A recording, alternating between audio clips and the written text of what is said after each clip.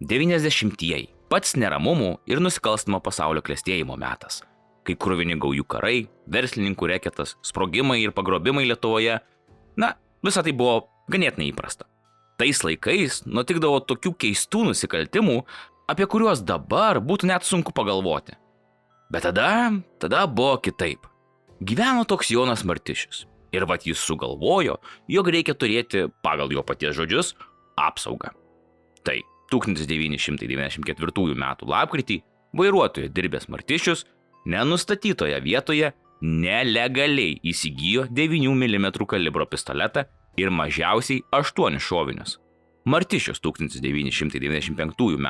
sausio 19 d. Kaliningrado srityje, Rusijoje, su bendru buvo suplanavęs apiplėšimą. Nemuno rajono laukuose, netoli Gorino gyvenvietės, jis laukė 2 moterų. Sverdlovsko srities gyventojos Liubovės Agejevos ir Vilnietės Janinos Nikolajevienės. Moterys Kaliningrade norėjo pirkti audinių kailinių, kuriuos vėliau planavo parduoti Rusijos gilumoje. Kauno Aleksoto turguje moterys susipažino su vyriškiu. Šis siūlėsi joms Kaliningrado srityje pigiai pirkti audinių kailinių. Tai buvo tas pats Martišius, tad spąstai buvo paruošti. Bet Jonas buvo ne vienas. Anksčiau kartu Kaliningrado srityje kalėjęs Martišius ir Jurijus Lasis sumanė tokiu būdu atvilioti moteris į spąstus ir apiplėšti. Planas paprastas, tik greit virto pragarišku. Moterys, pajutusios, kad įkliuvo į spąstus, bandė pabėgti, kažkaip pasipriešinti. O tai gerokai įsiutino Martišių. Šis gal tikėjosi, kad aukos pačios viską atiduos ir dar padėkos, kad apiplėšė. O kol moteris priešinosi, jis įsitraukė iš anksto paruoštą lazdą ir pradėjo trankyti moterims per galvą. Šios nespėjo apsiginti, o užpuolikas tęsė, smūgis po smūgio. Vienai moteriai tai buvo sulaužyta kaukolė, bet ir to buvo negana. Martišius išsitraukė jau minėtą pistoletą ir 2 šūviais nušovė abi moteris į galvą. Kai moteris buvo tikrai mirusios ir žiaurus išpuolis, kuris turėjo būti tik paprastas apiplėšimas, buvo baigtas, iš abiejų moterų plėšikai pagrobė tuo metu gan nemažus pinigus – 7050 JAV dolerių ir 115 litų. Už tokią pinigų sumą tuo metu buvo galima nusipirkti neblogą 1 kambario butą didmiestyje. Arba bent man jau taip sakė. Viskas, dabar galima gyventi su tokiais pinigais. Bet dažnai pinigai tarp bendrininkų, ypač nusikalstamo pasaulio, sukelia nesutarimus tolesniame kelyje. Gal to vedamas ar tikėdamasis, o gal būdamas absoliutus paranoikas, Martišius negalėjo leisti bendrininkui likti gyvam. Tad po kelių akimirkų, toje pačioje vietoje, vos paėjus 350 metrų nuo moterų kūnų, jis iš to paties pistoleto paleido 2 kulkas Jurijui į galvą iš nugaros. O Jurijus krito galbūt net niekada ir nesupratęs, jog ištikimas bendrininkas jį taip šaltakraujiškai išdavė. Bet čia įvyko dar keistesnis Martišiaus sprendimas. Matyt, visiškai paranojos apimtas vyras nusprendė, kad Jurijaus viršininkas gali kažkaip įtarti jį nužudžius Jurijų. Todėl vėlgi tą pačią dieną Sovetske, Turgenevo gatvėje, ugniagesių padalinio teritorijoje 2 šūviais į galvą ir nugarą buvo nužudytas ugniagesių pamainos viršininkas Romualdas Šimkus. Pastarasis, aišku, žudynėse nedalyvavo. Klausimas aplamai ir galėjo galą su galu surišti. Tačiau Martišius baiminosi, kad jis galėjo žinoti apie jo ir Lasio paruoštą apiplėšimo planą. Todėl vėlgi, kaip bailys, nušovė potencialų liudininką šūviais į nugarą ir galvą. Bet toks keletą gyvybių kainavęs planas žudikui nepadėjo apsisaugoti. Martišius buvo suimtas 1995 m. sausio 22. Praėjus vos 3 paroms po žmogžudysčių virtinės ir nuo to laiko jis gyvena už grotų. Ir pavyko geras planas išsisukti nuo kalėjimo. Klausimas, jei būtų papildomų žmonių nežudęs, ar ilgiau negu 3 dienas būtų pabuvęs laisvėje, ar ne? Bet jau prieš tai teistas Martišius 1999 metais Klaipėdoje buvo nuteistas itin griežtai. Teismo paskirta bausmė – kalėjimas iki gyvos galvos su viso turto konfiskavimu. Tačiau po kelių už grotų praleistų dešimtmečių Martišius, šiuo metu jau įkopęs į 7-ąjį savo dešimtmetį, pabandė pasinaudoti galimybę senatvę sutikti laisvėje. Vyras kreipėsi į teisėjus, prašydamas pakeisti jam paskirtą laisvės atimimo iki gyvos galvos bausmę terminuotą laisvės atimimo bausme. Tokią galimybę kreiptis į teisėjus turi visi nuteistieji iki gyvos galvos, kalintys daugiau negu 20 metų. Bet Martišius, net ir praėjus daugiau nei ketvirčiui amžiaus, tikina, kad buvo nuteistas nepagrįstai, nes keturgubo žmogžudystės jisai tiesiog neįvykdė. Tačiau tuo pačiu metu žudikas tikino, kad kalėjime negauna darbo, nors nekartą jo prašė, todėl niekada negalės atlyginti nužudytųjų aukų artimiesiems padarytos žalos. Tai čia toks biškiai vienur kitur. Anot teisėjų, formaliai žudikas atitinka kriterijus, pagal kuriuos galėtų būti paleistas į laisvę. Martišius už grotų praleido daugiau negu 25 metus, iki šiol palaiko aktyvius ryšius su artimaisiais ir giminaičiais ir, būdamas už grotų, nekartą buvo skatinamas. Tačiau Lietuvos apeliacinis teismas atmetė kalinio prašymą.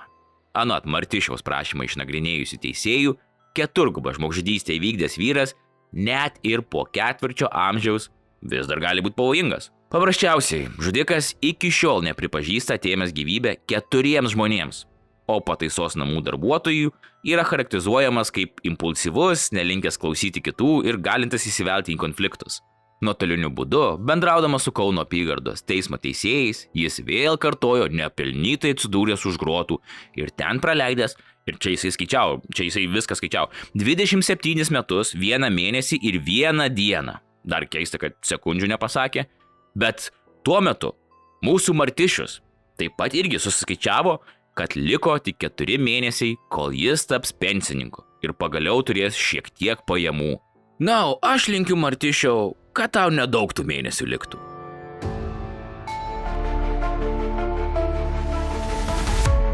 Tų pačių 1995 metų lapkričio 21 diena. Vakaras. Netoli Klaipėdoje esančiose Dituvos soduose vyrai gerai leido laiką. Verslininkas Arvydas Jokubauskas, gimęs 1957 metais, kartu su gerokai jaunesniu Arūnu Zakiu nuvažiavo į šio tėvų sodybą Dituvoje. Vyrus siejo labai paprastas ryšys. Su verslininku Arūnas siejo potraukis narkotikams. Va taip va paprastai. Atrodo, kad ir tą vakarą jie taip pat tikėjosi suvartoti, kaip sakant, dozę. Tačiau apie 18 valandą Arvydas Jokubauskas išėjo iš sodo namelio į kiemą ir buvo užpultas 2 kaukėtų vyrų. Bet Arvydas nelabai pasimetė, gal jau buvo ir iššovęs tą savo dozę, nes jis greit suprato, kad pagrindinis užpuolikų tikslas tik prieš porą metų pagamintas jo automobilis Opel Vectra. Ir dar prieš pajusdamas pirmąjį smūgį Jokubauskas numetė automobilio raktelius į žolę. O tai buvo labai blogai. Tai buvo klaida. Jis supykdė nusikaltėlius ir jie jau be gailesčio Arvydą talžė. Mušė ne tik kumščiais, bet ir spardė. Net daužė veržliarakčiu. Buvo sunku suprasti, ar vagystė, ar žmogžudystė buvo jų tikslas. Vien tai, kad naudojo veržliaraktį, rodo, kad planavo viską eskaluoti. O ir automobilio pagrobti nepavyko. Tad kaukėtieji užpuolikai nuo Jokubausko rankos ir kaklo nusegė aukso grandinės, atėmė brangų laikrodį ir piniginę su $300, daugiau nei 6000 litų, bei automobilio dokumentais. Aišku, kas iš tų dokumentų, jeigu raktelių neturi. Bet gal geriau būtų reikėję atiduoti tą automobilį. Gal geriau būtų nemetas tų raktelių į žolę. Nes tą patį vakarą, vežamas į ligoninę, Jokubauskas dėja mirė. Jam buvo sulaužyti kaukolės pamatas ir skliautas, keli šonkauliai. Nusikaltėliai tikrai pasistengė išlieti savo pyktį. Aišku, netrukus po nusikaltimo pareigūnai turėjo savo taikinį. Buvo įtartas toks Svajūnas Veryga, o Laimutis Miknys apklaustas kaip liudytojas. Tačiau, kaip ir dažnai būna, Gargždų prokuroras nerado svarių šių vyrų kaltės įrodymų ir jie taip ir liko laisvėje. Tiesą pasakius, vyrų daugiau niekas net netikrino ar nesekė jų veiksmų, nors abu buvo policijai žinomi. Tad jauno vyro užpuolimas ir nužudymas sumušant tiesiog atgulė ir niekam byla buvo nebeįdomi. Tik va 3 dieną po nužudymo gretimo sodo kaimynas šalia savo sklypo rado 2 iš megztų kepurių padarytas kaukes. Nusikaltėliai arba iš kvailumo, arba iš skubėjimo sugebėjo pamesti abi savo kaukes.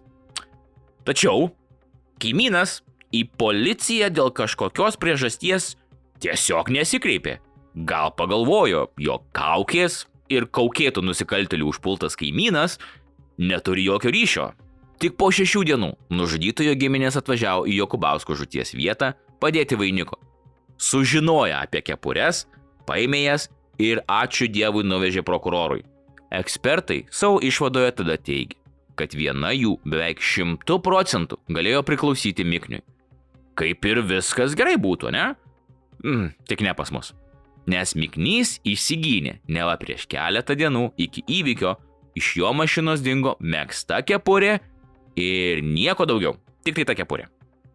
Tie megztų kepurių vagys iš mašinų. Įdomu būtų išgirsti tą išsisukinėjimą. Ar pareigūnai tikrai tikėjo, kad iš įtariamojo automobilio pagrobė tik kepurę ir su ją įvykdė nusikaltimą, bet pats įtariamasis nieko neturi su tuo susijusio? Nes kaukių pirkti nėra, ar kaip? Na, nesvarbu. Apskritai, Miknys ir jo artimiausi giminaičiai tikinėjo, kad 1995 metų lapkričio 21 dieną, kaip tik tuo laiku, kai buvo nužudytas Jokubauskas, jie visi iki vieno kaip tyčia šventė Laimučio gimtadienį. Ir viskas. Ne, rimtai viskas. Byla jau tikrai atsiguli poilsio. Viskas. Giminės paliudijo, nes aišku, giminės neturi interesų konflikto. Ir dar kepurė sakė, kad ne jo, pasitikėsim jo, kad sakė, kad ne jo, tai ne jo. To pareigūnams užteko, kad pamirštų Arvydą Jokubauską. Bet tada, kaip dažnai būna, tik su nepolicininkų pagalba mes sugebame išspręsti bylas. Nes tik po 6,5 metų į teisiamųjų suolą sėdo klaipėdietis Laimutis Miknys, o jo bendrininkas Svajūnas Veryga, turėjęs būti teisiamas kartu, pasirodo 99 metais sausį buvo tiesiog nušautas. O bendrai, bylos tyrimas buvo atnaujintas dėl ko? Dėl policijos darbo? Aišku, ne. Kai vienas reketų įtariamas žmogus, norėdamas įsisukti, papasakojo sužinojęs, kad šį nusikaltimą įvykdė Miknys ir Veryga. Iš tiesų, šis gerietis padėjo teisėsaugininkams atskleisti ne tik šį nusikaltimą. Dirbo gal geriau negu kai kurie pareigūnai. Nors Miknys visą tą laiką tikino ir įrodinėjo, jog minėtą vakarą kartu su tėvais šventė savo gimtadienį. Teismas nuteisė jį 13 metų kalėti sustiprinto režimo pataisos darbų kolonijoje. Numatė konfiskuoti pusę jo turto. Nors ir po 6,5 metų. Bet Laimutis nebebuvo toks laimingas. –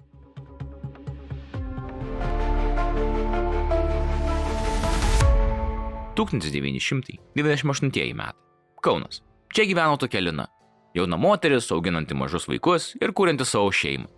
Taip gyvendama, moteris net neįtarė, kad jau kurį laiką yra vieno monstro taikinys. Lina buvo pasirinkta kaip taikinys dėl labai paprastos priežasties. Ji iš Vokietijoje gyvenančių giminių gaudavo siuntas, o jas pristatydavo jos šeimai pažįstamas toks Rolandas Palukaitis. Tai kaip suprantat, o gal ir prisimenat, tokius siuntinius galėjai nuvežti į bet kokią atsitiktinę ir nuošalę vietą ir žmonės būtų atvažiavę neklausinėdami per daug klausimų. Viskas paruošta.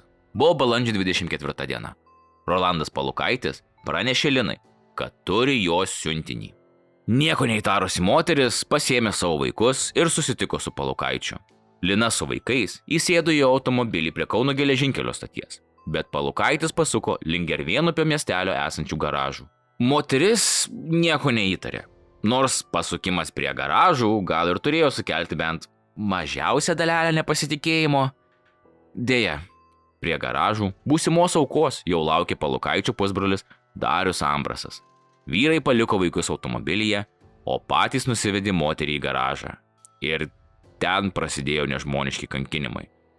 Nieko neįtariančiai moteriai. Iš Linos vyrai reikalavo $25,000. Dolerių, ne litų.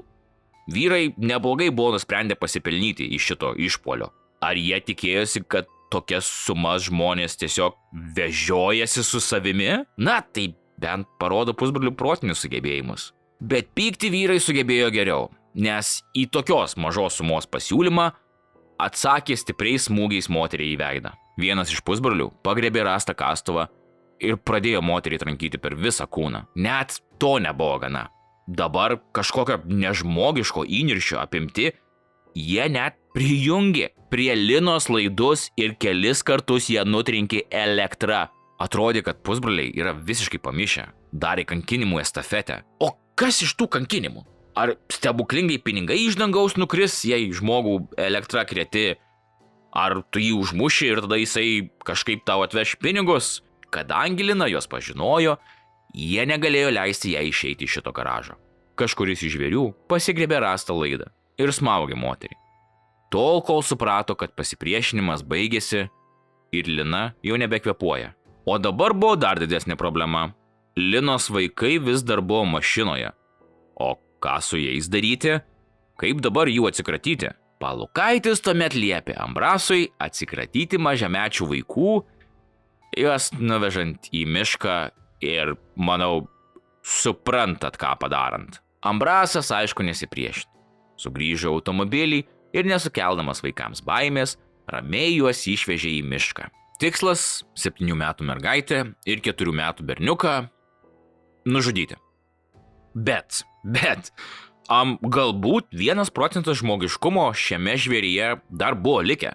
Ambrasas vis dėlto nesiryžo atimti vaikų gyvybių.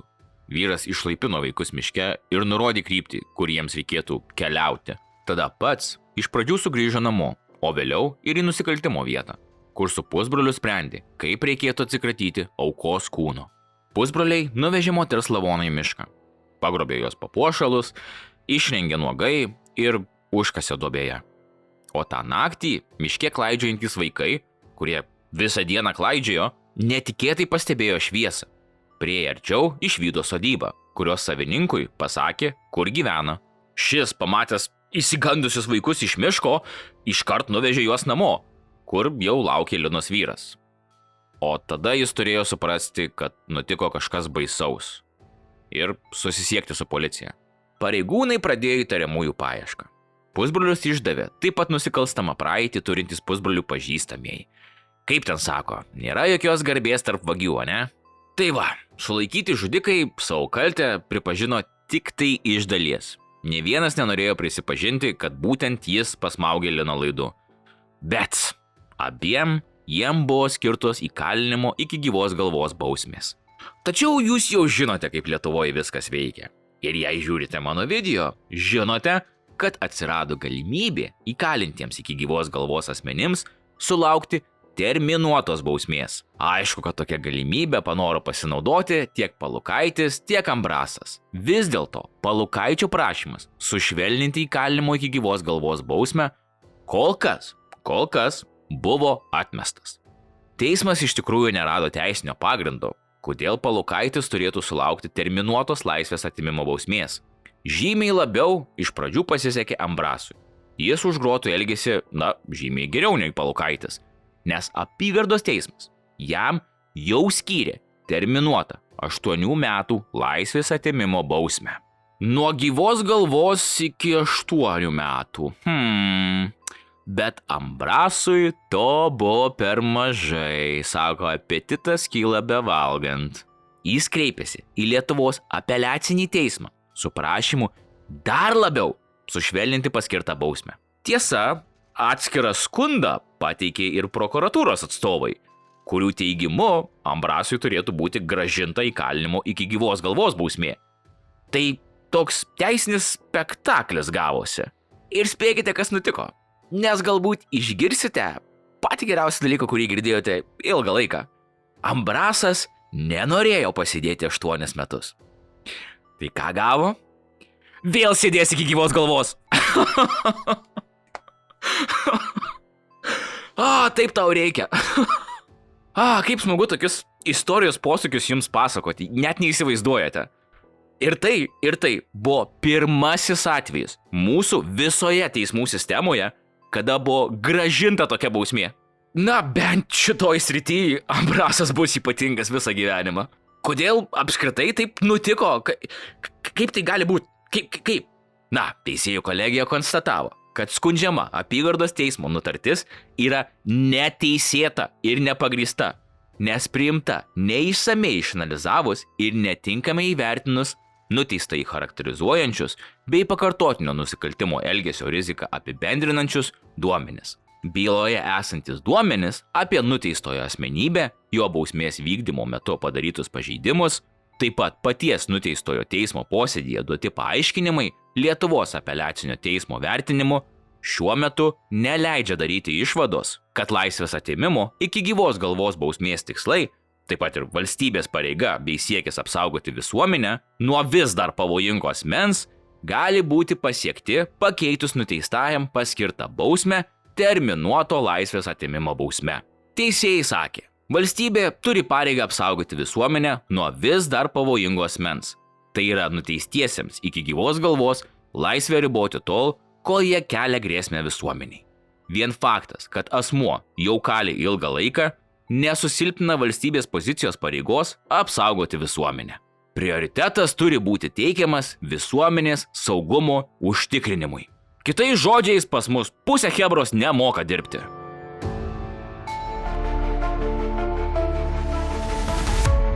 Sveiki sugrįžę po atostogų. Šiandien bus tiek.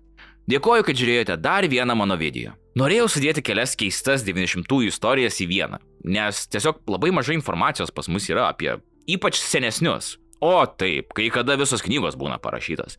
Bet kitur būna M.N. nušovė K.L. Kauno rajone kažkur. Ir tu toks, okei, kur, kas, kada, kam aplamai straipsnius tokius rašyti? Tiesiog kartais nervina visi tie privatumo įstatymai, kai kalbame apie baisius nusikaltelius. Bet nei nuotraukų archyvose, nei realios informacijos neina ištraukti. Patikėkite, mėlyjeji, visada noriu jums surasti kuo daugiau realios ir įdomios informacijos, kurią svarbiausiai galiu patvirtinti. Na, bet bent tikiuosi pavyksta jūs linksminti ir kartu apšviesti apie dar nematytus Lietuvos šešėlius. Gerai, o ką jūs manote apie nusikaltimus, apie policijos darbą ir apskritai apie gautas bausmes? Šiame epizode jos ganėtinai skirtingos. Na ką, kaip visada, karmos taškai tiems, kas laikina video, subscribina ar net pasidalina šią istoriją su draugais. Dar kartelį dėkui, kad žiūrėjote, likite budrus, likite saugus ir pasimatysime kitą kartą.